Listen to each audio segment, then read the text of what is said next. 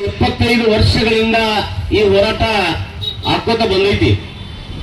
2019ರಲ್ಲಿ ಇಲ್ಲಿ ಸರ್ವೆ ಆಗಿ ಅದನ್ನ ಅನುಮೋದನೆಗೆ ರೈಲ್ವೆ ಮಂತ್ರಾಲಯಕ್ಕೆ ಕಳಿಸಿ ಅದನ್ನ ಅನುಮೋದನೆ ತಗೊಂಡು ಈಗಾಗಲೇ ಕೆಲಸ ಚಾಲು ಮಾಡಬೇಕಾಗಿತ್ತು.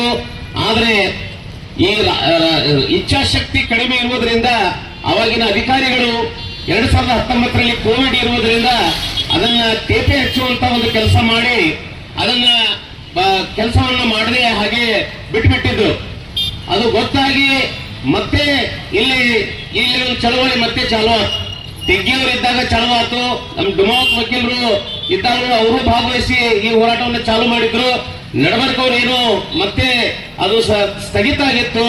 ಮತ್ತೆ ನಾವು ರಾಮದುರ್ಗ ತಾಲೂಕಾ ರೈಲ್ವೆ ಹೋರಾಟ ಕ್ರಿಯಾ ಸಮಿತಿ ಅಂತ ಹೇಳಿ ಒಂದು ಸಮಿತಿಯನ್ನು ಮಾಡಿಕೊಂಡು ಕುತುಬುದ್ದೀನ್ ಕಾಜಿ ಅವರ ಒಂದು ಮಾರ್ಗದರ್ಶನದಲ್ಲಿ ಈ ಹೋರಾಟ ಸಮಿತಿ ಬಿಟ್ಟು ಬಿಡದೆ